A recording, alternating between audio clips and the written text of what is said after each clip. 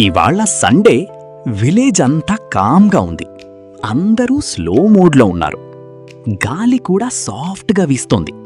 ఎవ్వరూ హరీలో లేరు. కానీ మధ్యాహ్నం అవ్వగానే విలేజ్ వైబ్ ఒక్కసారిగా చేంజ్ అవుతుంది.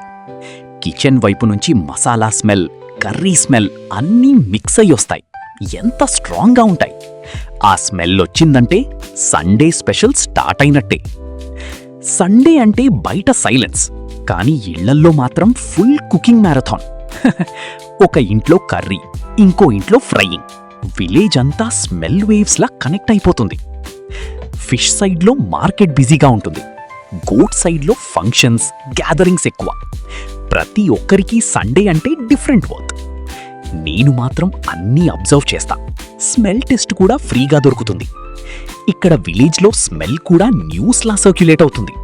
మసాలా స్మెల్ వస్తే చాలు అందరూ సండే స్పెషల్ స్టార్ట్ అంటారు.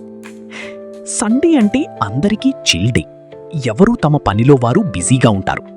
కానీ నాకు మాత్రం విలేజ్లో జరిగేది చూస్తూ ఒక డౌట్ వస్తోంది. మనల్ని ఇంతగా తింటూ ఉంటే మా జాతి ఇలాగే తగ్గిపోతుందా అన్న ఆలోచన వస్తోంది. నా చెల్లి ఫిష్ నీళ్లలోనే దాగిపోతోంది. బయటకి రావడం కూడా తగ్గిపోయింది. మా తమ్ముడు కోట్ బయట స్ట్రాంగ్గా కనిపించినా లోపల క్వయట్గా బాధపడుతున్నాడు. నేను మాత్రం ఇక్కడే నిలబడి ఈ సండే స్మెల్ మధ్యలో ఒక ప్రశ్నతో చూస్తున్నా. ఇది మీకు స్పెషల్ డే, కానీ మాకు సర్వైవల్ స్టోరీ అవుతుందా?